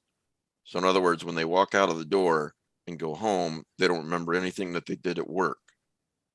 And when they're at work, they don't remember anything about home. Don't even know who they But are. I gotta say, I do that. Oh, now. I saw that trailer. Okay. I do that now, and it's just the way I live my life, and it's okay. Yeah, I mean, when you get to be a certain age, it kicks in automatically, and you're experiencing that, Matt. But isn't this? Are we paying Philip K. Dick for a short story Paycheck? Sure hope so. Because isn't that basic? The same premise. Of which one? I can't remember. Paycheck. Oh, Paycheck. Which is maybe more what? A version of it, yeah. Yeah, Ben Affleck movie called We Can Remember It For You. No, that's no. Yeah, I don't remember the original title. But yeah, something sort of like that, but not quite the same thing. Anyway, first episode is really intriguing. You guys should check it out. I'll mail you $1, Matt, so that you can do that. So spring break is coming up, and there are responsibilities that come with spring break. For me, a lot of reading, just sit around, outside and that kind of thing. But for people like Pete, there are things he has to do. What would that be, Bronzo? Now you made him watch Lamageddon once. What are we going to make him watch on spring break? Because maybe he just wants to punish himself. Maybe he felt he's done something in his life. He has to suffer. Is going to watch some more movies. Yeah, he lost his flog. So multiple movies, not just one. Please tell me Sharkula is on it. Sadly, that did not make the list. Oh man. But go Ben. Yeah, okay. All right, Peter, you're paying attention, and I can send you a copy of this. I will send you links to the movie. There you go. You don't even have to write this down. You see how nice he is to you? And it's typed. I went analog for this. To be clear, let us please remember. He really committed. I have been married 5 times. I know a little bit about emotional abuse. So, because you heaped it out, or because you received it? Well, it goes both ways. Well, here's some more. Wait a minute. Last question. Are these bullet points? Do you have bullet points in this type? Oh my gosh. Do you have a PowerPoint? I didn't go crazy with this. I got a little information. I channeled little Strange Eons. Great podcast. Check it out. Mm-hmm. So what I'll give you is the name of the movie. I'm going to even give you the IMDb and Rotten Tomatoes score, if it even has one. I'm going to give you a brief 1 or 2 sentence synopsis, and then I'm even going to give you the taglines. Genius. So, Pete, strap in. And I even came up with a really shitty name for this list. It's the List of Pete, aka Pete-ageddon 2022, B Movie Boogaloo. The what? B Movie Boogaloo. The movie Boogaloo. B Movie Boogaloo. It's your responsibility, Pete, to watch these movies and let us know if they're any good or not. Okay. And Pete, just as one thing before I dive in here, I've seen all these movies. Like I said. What? That's commitment. My God. The first one we're going to jump in here right now. I haven't finished it, but when we're done here, I am finishing it. It was a last-minute addition. So here we go, Pete. You've seen Escape from New York? Yeah. This is I've seen Escape from LA too. This isn't even Escape from LA. This is Escape from the Bronx from 1983. It has a 4.6 on IMDb, no RT score. A ragtag group of people must fight extermination squads in their ruined city. I saw about 30 minutes before we came on, and I can't wait for the rest of it. And I know you can't either. So let's do some taglines. And this is an Italian movie set in the Bronx, so you're going to love it. Taglines. And this might be what you'll feel like when you watch all these movies. The first to die were the lucky ones. Tagline 2. They're blasting back in a bloody battle for the Bronx. The year is 2000. Two savage armies battle for supremacy over a shattered wasteland. Then we get to the next one, which is 1995 AD. The Bronx is declared a high-risk area. They're back and out for blood. So that's I can't one. wait till we get to the year 2000. I think things are going to get a lot better. Far-flung year of 2000. Yes. Number 2, Richard Matheson did The Incredible Shrinking Man. Nothing to do with this, but it is The Incredible Melting Man from I've seen The Incredible Melting Man. I've heard of that. You have. I have. Backups I'm if you not don't want to take the surprised. strip again. Don't worry. But since I brought it up, even though you've seen it and you know how fine and refined, this is Rick Baker's first credited job. He helped out on The Exorcist, but this was his first. An astronaut is transformed into a murderous gelatinous mass after returning from an ill-fated space voyage. That doesn't even sum up this masterpiece. It's got a 4.1 and a Rotten Tomatoes of 7%. Tagline, Stephen West. Ooh, the good stuff. I will say this, the last two on this list actually they're kind of high for this list. High 30s or something, right? Oh, baby skyscrapers. These are the taglines, by the way. Stephen West, astronaut from Saturn, is melting. After returning from he's melting and he must have human cells to survive. He's a living time bomb. He's also the first new horror creature. They locked themselves in the room for that one and come prepared. Number 3, Boggy Creek 2, The Legend Continues. Oh, Have you seen it? I've seen Boggy Creek 1. I've seen Boggy. Oh, you have no, man. You're in for such a surprise. You're going to fucking love me. Because Boggy Creek 2 is The Legend Continues. It's from 83. Hold on to your hat. 2.4 on IMDb, baby. And no Rotten Tomato critic score, but the audience scored a high 17%. So there was somebody that liked this movie, probably not you. And a professor and 3 of his students camp out in the wilderness to find a Bigfoot-type creature. Just want you to remember when you're watching all these, you could be doing something worthwhile with your life and reading like Michael Sisko books or something. But no. They're from a university. So you'll be able to see yourself. There you go. In a swamp. You're going to project. Yeah. A lot. Yeah. Or projectile vomit, one or the other. Legend 2 monsters to die surfaces again, and do they realize it exists? Unfortunately, they made the fucking movie, so it does exist. Now, continuing on a Bigfoot theme here, you have Night of the Demon, not the Jacques Tourneur one, because that would be a good movie. This is the one from 1980 that made the Video Nasties list. In Britain, 4.6, no Rotten Tomato critic score, but the audience, 36%, were going up the food chain.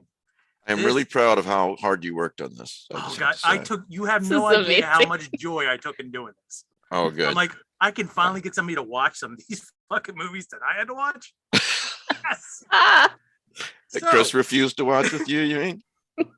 I don't, my only regret is I'm in New Jersey and he's in Florida, and I want to be in the room when he watches it. Just not even to watch the movie, just to watch it. I should live stream him watching these, Oh, you know. that would be perfect. Things to think about, Pete. Think big. Yeah. So this one is special. An anthropologist and students attempt to track down a Bigfoot responsible for a rash of violent murders, only to uncover something even more sinister, probably that they made the movie. The tagline, an evil mutation embarks on a wave of brutal butchery. This one, I'm not going to give any spoilers, but I will say Bigfoot's got a baby mama. We'll leave it at that. And what's the title? Oh, it's Night of the Demon. Oh, okay. Yeah, okay. And I've already checked out. These are all available. Number 5. Now there's 6 on this list. I have a ton of backups, but I don't think we'll need to get there. Number 5, now we're getting into higher Rotten Tomato scores and higher IMDb scores. From 1982, and Melissa's favorite of Melissa's, Pieces. Do you remember that one? Isn't it like the movie poster is a chopped up body silhouette? But it has Rat Patrol alumni who I'm Christopher George. Yeah. Oh yeah. The co-eds of Boston College campus are targeted by a mysterious killer who is creating a human jigsaw puzzle with their body parts. Another Italian masterpiece. This is actually entertaining, probably not in a good way, but there are some great taglines for this one. The Chainsaw Devil, he's a real bastard. When you meet him, you'll go to pieces. My favorite, his devastating tool makes women scream. This was a film. Cringe. Oh yeah. A madman is on the prowl. See him before he sees you. Violence, brutality, and rage. Wow. And, he doesn't like cheerleaders or oh wait, this is the last co-eds. one. This is actually, this could be the best. I honestly can't believe this is a tag. Fear so intense it will grab you by the balls. So that was listed in IMDb. That's not a real tag. Is that a real tag? It should be.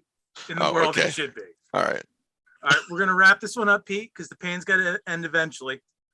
And you may have seen this, you may not have, but this one has a 6.6 on IMDb and 86% on Rotten Tomatoes. What? Hear me 86? out. Okay. Bad Lieutenant, Port of Call, New Orleans. Oh, fuck no. By Werner Herzog. Yeah. Famous Michael Sisko impersonator. He directed this movie. Yeah. Nicolas Cage, a man whose soul is breakdancing after he shot him, and a lizard that shows up to the fucking movie for no reason. Yeah. This is how you're gonna end it. And this is my gift to you. All right. That is a So, gift. just tell me your backups. Just The backups. Top Let me 3. just name a few. Yeah, just real quick. Just real quick. Okay, I'll speed this up, guys. Because I We watched have 3 movies today. What is wrong with you? Why are you the Disco way you Godfather, The Crater Lake Monster, I've seen the Crater Lake Monster. Grizzly, I've seen Grizzly. Eat and Run, And I don't Ron know. Silva. If you want to switch out one, I would go Eat and Run, buddy. Contamination, which is really not a good movie, not even in a fun way. Unnatural, where actors who were good would take their careers to die. And that's all I have down here with me right now. I think, Bigfoot, The Lost Coast Tapes, and The Last Shark with Vic Morrow in an Italian shark flick. The Last Shark? Yeah, That's what it's called? yeah. Does it, you know why he's the last shark? Because the other sharks didn't keep swimming. All right. So Because somebody got a bigger boat. on this note, Exactly. a couple months ago, a friend of mine was doing, he does theme movie watches, and he watched a whole bunch of Bigfoot movies. And he mentioned one that sounded intriguing, and it was on Shudder. So I watched it. It's called Monstrous, directed by Bruce Wemple. Now, I almost turned it off in the first 30 seconds because it's produced by Uncorked, a fine sign of no quality. Okay. But I swallowed my pride and I watched it, and lo and behold, it was pretty damn good. It was takes an a left interesting- turn at a certain point. Yeah. Monsters. You watched it? Yeah, I watched it. Yeah. Because I was the same thing. I'm like, it was one of those things where I've started, so oh Christ, I got to finish it. Right. Then it just out of nowhere, it's like, oh, okay, Yeah. that kind of made up for it, but Right. So I was strolling through Shudder today, and I saw that they had Monstrous, and they had The Retreat, also a Yes. Bruce Wemple film, and then Dawn of the Beast. fortunately, I Oh. haven't seen that. And I subjecting myself to these Subjecting. 2 other films, and all of them are uncorked films. And while they're not bad, they're not good. The first one deals with guys who go up on their the 2 guys go on their not a honeymoon, it's a bachelor party, but they decide to go up a mountain. When we get to the top of the mountain, they drink hallucinogenics, and from there on, it's just you don't know what's real and what's not. And there may be a Wendigo, there may not be a Wendigo, and there is a monster. It's a shitty monster. I saw a movie last week called, I think it was just Monster. Have you guys seen this? A mom and her. Yeah, that's a good movie. Oh yeah, where they're on the side of the road. Wouldn't say good, but it was okay. In my world, that's a good movie. Yeah, I like that. True. Okay, so in Retreat, it's a little bit of a psychological horror film. Okay, and it's like, all right, that wasn't so bad. I'll watch Dawn of the Beast. Dawn of the Beast is the premise is that they're going to look for Bigfoot. Not only do they find Bigfoot, they find the Wendigo. And they're reusing all the costumes from the previous 2 films. So, and it looks like it's the same cabins, the same property, the same actors. It's just, as far as I can tell, they might have been shot at the same time. Continuity. Yeah. So, and cost savings. You reuse whatever you can, right? Yeah. And I have no problem with that. But the problem I have is that Bruce Wemple made a pretty decent film in Monstrous. And then the next 2 films were just like downhill. And trying to make a buck like everybody else. It's right. It's not a perfect world, is it? No. Really isn't. Well, it's like he did the one, they did the second one. It's like, I know how we're gonna tie this up. And right. Sandwich. Yeah. No. I did not subject myself to the last one. I just kind of tapped out. Yeah, well, you should have. I should have too, but So how do you feel about your list? Excited? Ready? Yeah, first of all, I have had many opportunities to see Bad Lieutenant, and I've always passed because it's just, now you have to because there's nothing there that screams "watch me." It's more, but there is in all the other shitty movies. I think once you get into it, you'll get into it. You might not like it, but you want to see it to the end. All right, so let me be unable to tear yourself away. Well, let me completely reverse this. Okay. Last Friday night, I took my kid to see John Carpenter's The Thing on the big screen. No way, that's great. That's awesome. And they loved it. Absolutely loved it. Do they speak Norwegian? No, they don't. Okay. But the moment the dog in the kennel breaks out, her mouth is just like wide open and her eyes are huge and like she's locked onto the screen. And then when they're doing the heart attack scene, I never saw somebody crawl out of their seat so fast. That might be a perfect film. I want to tell you something. I agree with you. The funny thing is that it was at the time it was a disaster. Yeah. Mm-hmm. It submarined his career. It took just did an interview this week where he says he wants to do a sequel. Right. It's still, I think it's one of it's to him it's his best film. Right. So what happened today? He must have forgotten that he made The Fog. Oh, it's better than The Fog. I'm sorry. It's better than The Fog. I would say it's his best movie. So what happened? It is his best movie. What happened today was that they're working on a project downstairs, and they came up and said, "Dad, Can I borrow your DVD copy of The Thing? I want to watch it again. Nice. I'm like, yes, You're doing something awesome. right, Pete. I'm doing something right.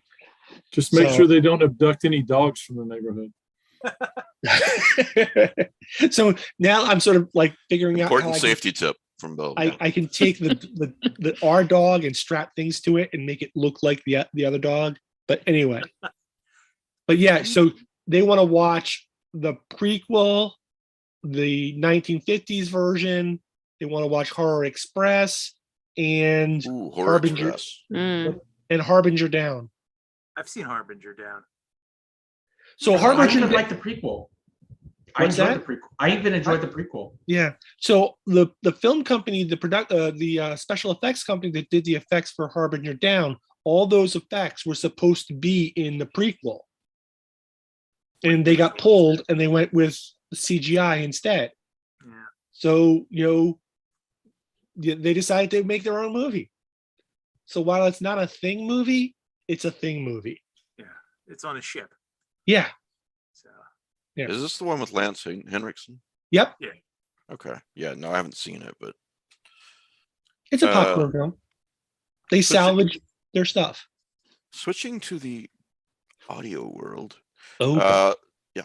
Dun, dun, dun. Audible has an original audio drama called Impact Winter. Post-apocalyptic audio drama. say that 3 times. Yeah, really, with vampires. And they say that you need to. I listened to the first episode, really liked it, but I was listening to it on one speaker. So from now on, I'm going to listen to it with earbuds because they say it's really superior sound and it just surrounds you if you listen to it that way. But I actually, first time I've seen this, when Logan and I went to see the Batman the other day, there was an actual commercial for this audio drama or trailer. I thought that was pretty cool. So check it out if you're an Audible member. It's free. It comes with your membership would be more accurate. But anyway, somebody posted something earlier this week. It's a picture of Kolchak with a tape recorder, and he goes 11:30 a.m. Diane entering the town of Twin Peaks, which I really love that. So I thought I'd ask everybody, as if I didn't know, what their favorite Kolchak episode is, and if you did indeed like the second Kolchak movie. I did. Rick, you're muted, buddy. Or whoever wants to start first. I'm trying to think of which one I consider my favorite. I like the basically the sequel to the first one, to the movie. It's a vampire one. Night Strangler. It's one of the first episodes from this. Oh, okay. This Oh, series. the episode, It yeah. ties back to the movie. Yes, you're right. It was Yeah, called right. Vampire. The Ripper. It was called Vampire. Was the episode? Yeah. They had a female victim of Janice Scorsese become a vampire. Yeah, it was cool how I always liked that because it tied back. So there's, you know what I mean? The It one- also had a good climax involving a cross in California. I'd say besides that, this is going to be, we're probably all going to say similar ones or the same ones. I would say the alien one. Okay. They have been, they are, they will be. Yeah, Yeah. I'm going blank on the titles. Yeah, I like that one, and I like the one where the Right, Rakisha. yes, A Horror in the Heights. Horror in the Heights. Yeah, those are my 2 favorite episodes. Thank you, Rick. It's not my favorite, but I cackle when I see it. Chopper. Oh God, that was the It worst. was, yeah, it doesn't belong anywhere near the other ones, but it's just so bad it's good. So I like the Ripper as well, yeah, that's a good one. and because I'm a Dark Shadows fan, I like the Trevi collection, which had Laura Parker from Dark Shadows in there. So you would think that they were, they are, they shall be, which I'll admit is a really good episode. But you would think that with that title, it would be Lovecraftian. Kind But of is the way that Kind of you is, that- but yeah. for me, the most Lovecraftian episode is the Energy Eater, which Yeah. is set in the hospital with and they expose all the X-ray plates, and then they put the X-ray plates together, and it's just one giant eye. That's really cool. And it had ancient Indian god. Yes, but That's a good point. I think the best episode is Horror in the Heights. I was going to mention that one. Yeah. That was the one I was going to But- mention. Just because of the characters. Yep. But more importantly, I think the most important episode of the whole series is Mr. Ring. What? The artificial intelligence? The robot. It sets up the X-Files? Well, no, because if you go back and watch it, it is Blade Runner. Really? And the Foundation is the same name as the company in the movie. No. Guess I'm gonna have to rewatch it. Yeah. Rewatch Mr. Ring, and it's about a robot trying to find love and life. So it's Data. And in many ways, it's just Sam Beatty. Horror in the Heights, you're absolutely right. The characters in that movie, the acting, the old couple bickering between themselves on their way home Through from the movie. alleyway. Yeah, let's go through the alleyway. Good idea. And It also has good continuity. The one was the swamp monster, right? Because it has a character from that. The old guy played by Ned Glass. Okay. Or Who said, when KOLCHAK comes in, weren't you a health inspector? The Yeah, person yes. a health inspector in that episode. Yeah. And there is the recurring character of the guy who runs the morgue. Gordy the Ghoul. Yeah, Gordy the Ghoul. I like that. I like that character. So, but yeah, I also like the Sentry. I thought that was a good episode. It's just that the costume at the end is just so ridiculous. yeah. It was a holdover from Lost in Space. Yeah. Isn't the show now like 50 years old? I saw someone said it was like 50th anniversary of the show. 74 to 70, 75. 73. Yeah. 73, 74. It's almost 50 years, yeah. So how old were you when you watched it, Matt? 30 or 40 or? I was in high school when the More like movie 15 came or out. 16 when it was out. I really liked it. Yeah.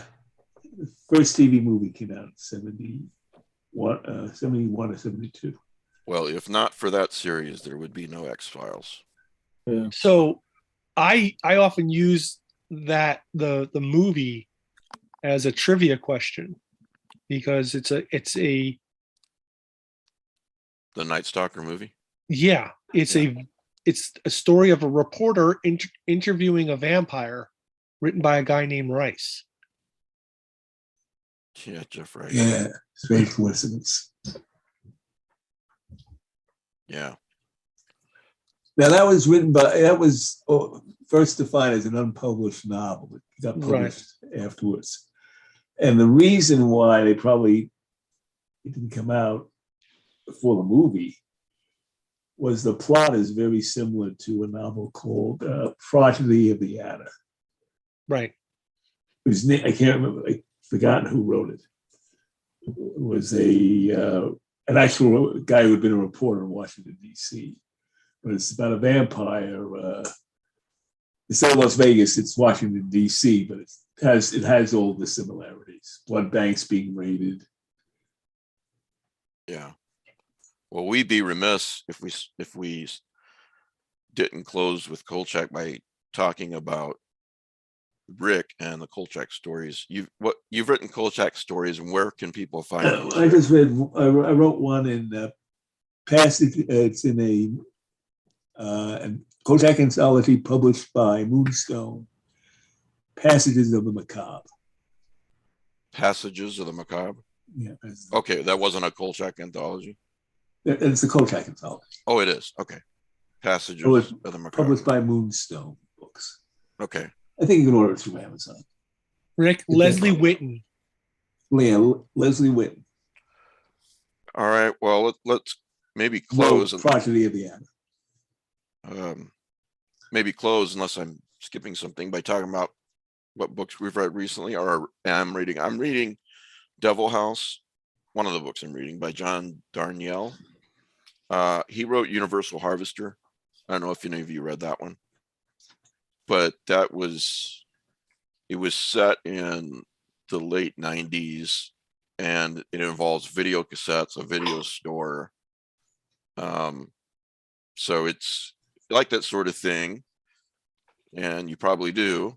You should check out Universal Harvester.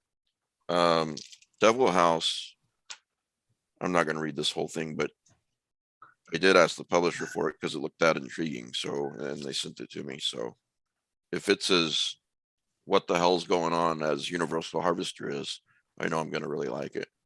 So anyway. Okay.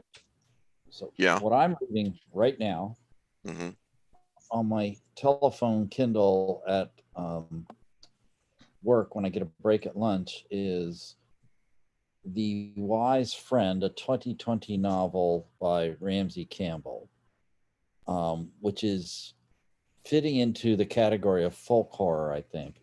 I'm about 5 chapters in, and I'm really liking the way he is setting the scene. Like, if you read a lot of Ramsey Campbell, there's a lot he doesn't say that you have to infer. Yeah. And I'm really enjoying the way that he is setting up this book. And is that the one with all the towns? No, well, right now I don't know. It's about this guy whose his aunt was an artist. Yeah. And she apparently visited strange places. And his son finding her journal and is going to visit these places. He invents a lot of fictional towns in that. The site, so I just finished this today. It came in the mail like yesterday. Strauss. The novella by Charlie Strauss, fitting into his Laundry series. If you've read any of the Laundry series, they're like 4 novellas. They're all really entertaining, and this one is no different. And it's set in Japan. And he had been taken by his wife to this Hello Kitty theme park when he was in Japan. And this is like his ruminations on that. He says, what if the color out of space was pink? What if it was cute? Okay. I was very entertaining. But if you haven't been reading the Laundry series, it'd be very hard to approach it as a standalone work. Speaking of Ramsey, there's a anthology coming out called 13 Haunted Houses, edited by Curtis M. Lawson and Joe Morey. I think we all know Joe Morey, really nice guy, publisher. Anyway, yeah, that Curtis M. Lawson guy, he just, no, I'm just kidding. Ramsey's in it, and we're going to get some of the authors in it sometime this summer. Ramsey's going to be in it if we can do it earlier on a different. We'll figure it out. We're at a time when it's not midnight in the UK. Let's put it that way. Let's see. Fracasse's in there. Richard Gavin, Emma Gibbon. Oh yeah, she's great. Several other people. Sarah Reed. Looks good. So look for that on my podcast schedule page. Just go to lovecraftezine.com. The top left, you'll see podcast, and if you scroll on down, then you'll see the schedule. And I keep it up to the day. It's very up to the minute. So if something changes, that change will be reflected pretty quickly. Did you likewise, friend Matt? I see it's on Kindle for $6.99, and that's very I'm tempting. reading it now. It's like when I read at work, it's only if I get like 20 uninterrupted minutes during lunchtime, then I can read it. So it's going to be a dragged out reading experience, but I'm really enjoying it, is what I got to say. It's like, if you've never been reading Ramsey Campbell, it's just a distinctive way that his prose has evolved, at least it seems to me, where he gives you like, he might not say something explicitly, but the shape of it is evident outside the prose, if that makes any sense. I just find his writing intriguing. It does.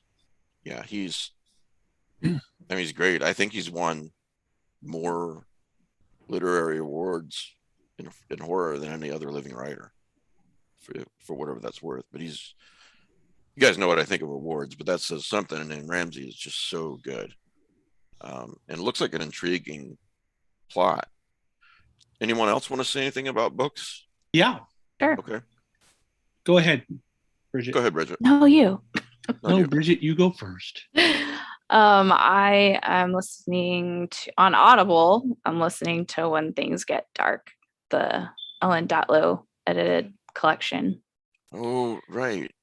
Yeah. And what I like about it is that there's a handful of different narrators. So as you go from story to story, you get a different narrator too, which I think is really, it's enjoyable to listen to.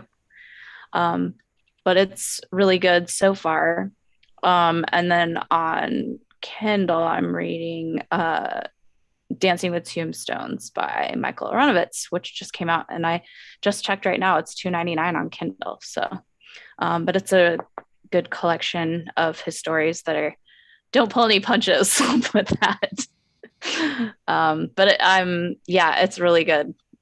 I'm digging it so far too. Well, you mentioned Ellen, if I can jump in and then you go, Pete. Sure. She and I think a marketing person at Nightfire emailed me. They've got an upcoming anthology called Screams from the Dark, edited by Ellen.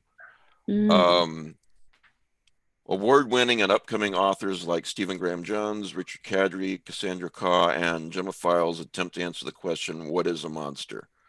Oh man, there's a lot of great names in this. Joe Lansdale, Jeffrey Ford, Langan's in there.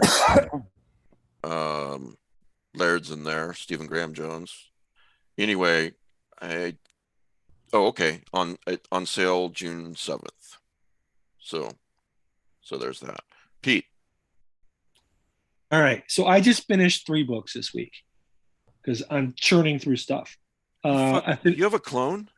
Yeah. So I finished Unger House Radicals, which is about a student filmmaker who hooks up with a serial killer, and they decide to go on a cross-country spree and film it. This is actually illustrated. So as you do, yeah. As you do, yeah. So Who's it's the kind of publisher on interesting. that, Pete? What's that? Who's the publisher on that? Good question. Hold on, I can't read the logo.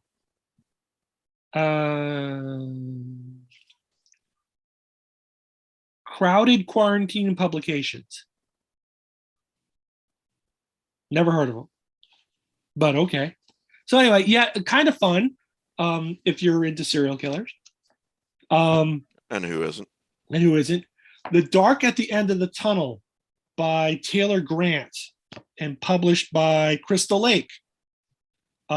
This is a collection of short stories. It has a real Tales from a Dark Side kind of feel to it.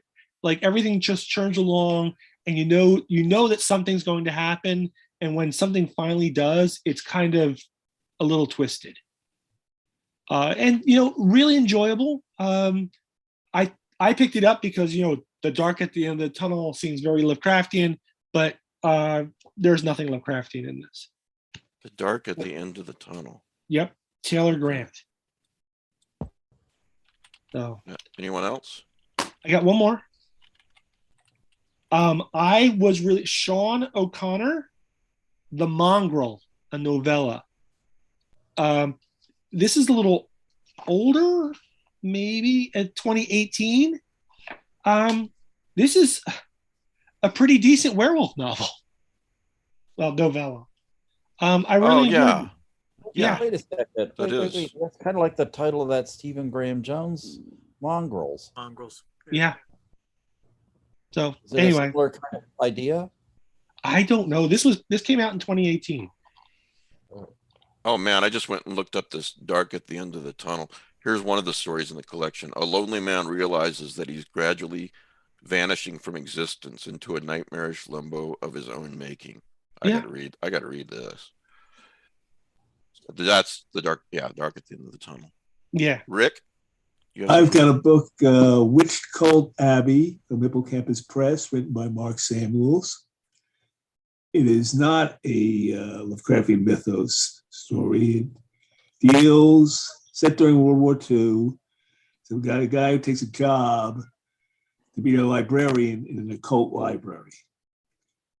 Influenced by the writings of Montague Summers, who was this phony reverend who wrote source books on vampires, witchcraft, and werewolves, and was read by all the Weird Tale writers.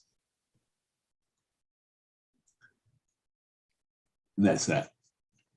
Is it any good? Yeah, it's good. It's a very good book. More traditional horror, but very good.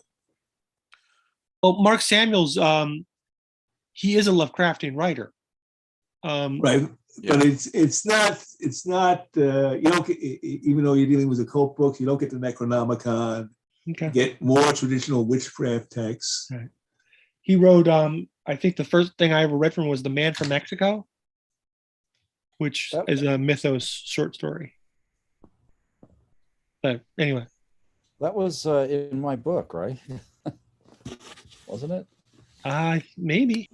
There's a couple of books I'd like to mention. One I found on my own, and one was sent to me by someone who watches the show.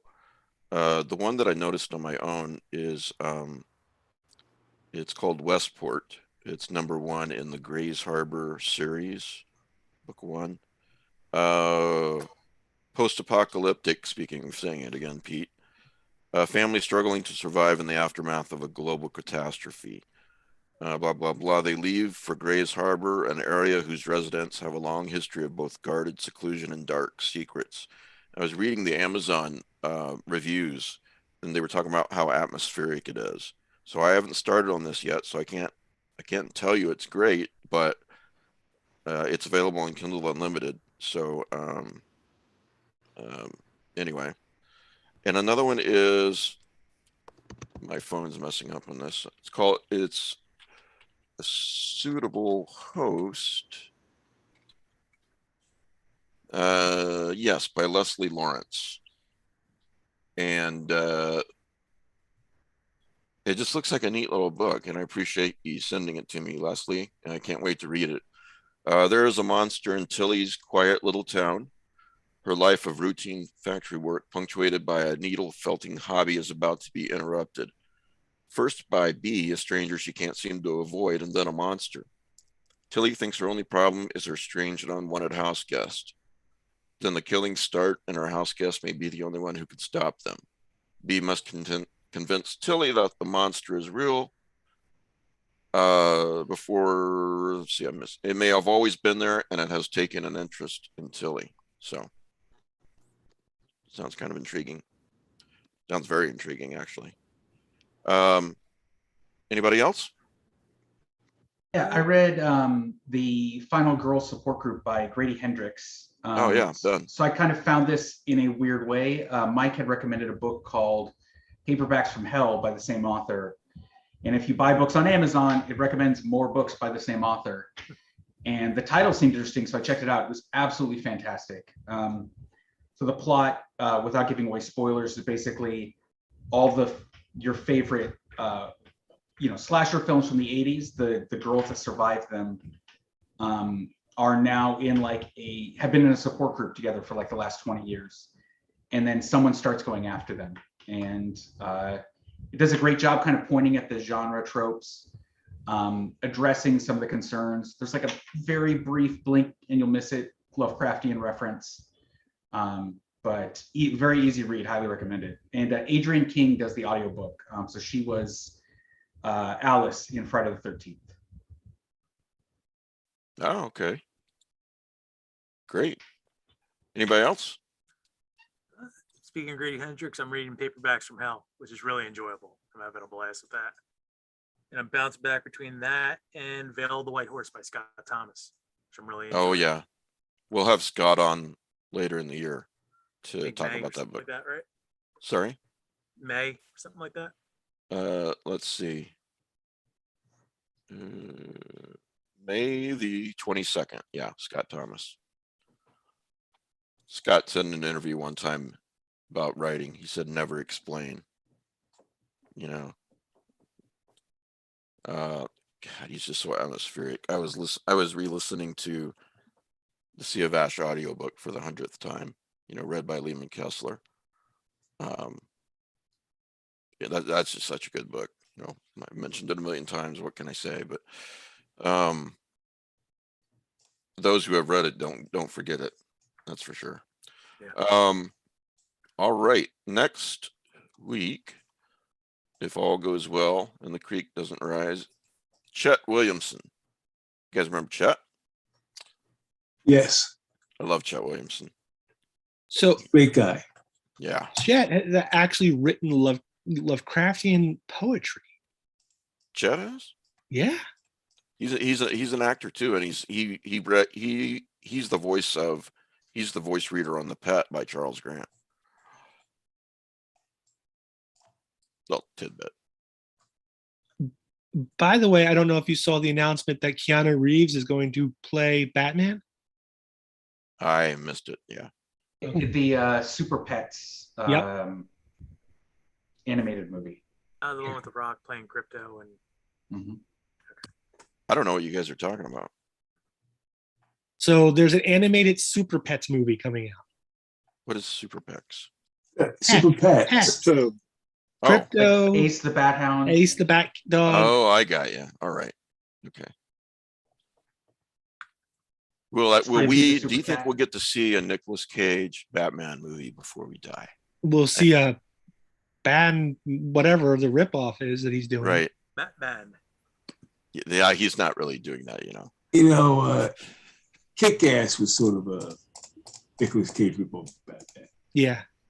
Big Daddy. All right. Anyway, yeah, Chet Williamson's a great guy. Kenneth said he just finished The Pet on audiobook. Yeah, that guy's got a great voice. I've read The Pet several times, of course. I love Charles Grant, as I might have mentioned. And so I'm listening to the audiobook one night. It starts. I'm like, oh, I know that guy. And yeah, he does a great job with it. And Kevin Wilson says that Chet is supremely interesting. That's very true. Every time we have him on, it's a really, really great show. So anybody have anything else before we let people get back to their lives? And maybe Well, I could swear that good content. that story was in Pickman's gallery, Pete. All right. It might have been. What? I finished chapter 2 of the new novel today. All right. So E18. Yeah. All right. Oh wait. just WIP. remember, if you want to win the prize and get new friends, What are they supposed to be? I think it's you. It looks just like you. Anyway, you can send an email to ezineprizes@gmail.com and put plush in the subject heading. And you could get 2 gorgeous plushy friends. So the both of them go to a person then, right? Yes. It's not, you're not going to divide No, them up or anything. it's too Okay. much effort. Waste Yeah. too much AT&T. I ain't got any to spare. All right. Well, DeBronzo, thank you for going above and beyond creating that list for Pete, which we will no doubt hear about. I can't Old wait. man rages at clouds. Yeah. Well, thank you for having me on today. This is In the as near fun as it future. always is. Yeah. Thanks, man. Good to see everybody. Rick, anything else before we got to go? No, All right. Well, thanks for watching, everybody. Thanks for listening. Please remember that I've got a Patreon, and it literally is how I keep all of this going. So thank you to those of you who are on here today who are Patreons, and thank you to those who are listening and watching who are Patreons. And I hope some of you be encouraged. You don't have to raise your hand. Hope some of you will be encouraged to, yeah, there's some really cool stuff on the Patreon. You know, like the 6 writers that I had on a couple of weeks ago, right, Bridget? Things like that. And the free audio drama that or audio reading that you sent out this week, that was awesome. And guess what? I've got another Thomas Ligotti audio reading coming up too. So Pete, Awesome. Pete, I'm sensing I'm good at this stuff. I'm sensing you wanted to say something else. All right, so you're waving your hand in an excited manner. Mr. Cotter. Yeah. So I thought we were going to talk about this, but we skipped it, I think. So I figured I skipped something, yeah. I think it's May 5th, May 7th in Orlando. John Padgett will be doing a dramatized reading of Thomas Ligotti's work. Yeah. With the music. With the Man, I want to go. With the composer that's on the LPs. Yeah. And tickets are $25. You have to be 18 years or older. Thomas Ligotti is not for young, impressionable minds. Right. And I doubt that Thomas Ligotti will be there, but I'm going to be there. John Padgett's going to be there. Matt Bartlett is flying in from Massachusetts to be there. So, you know, and I think that's a few other people that haven't confirmed will be there as well. So it could be a very interesting gathering of weirdness. I'm just saying. I hope to see a lot of you listening and watching, and of course on this panel at Necronomicon in August. My son, for the first time, is going with me. He's 19. He's very excited. I'm excited to bring him with me. You know, that's the average age of an Imperial Stormtrooper. Good, I'll tell him. And I don't know. It's just, it'll be really fun after, you know, the last couple of years have been hard on everybody on the planet. It'll be fun to see everybody at the convention. Thanks to the Patreon who gave me a hotel room, and thanks to Niels Hobbs who gave me a plane ticket. So anyway, it's a lot of fun. If you've never been, please consider going. And with that said, thank you and good night, and we'll see you next week. Have a good night.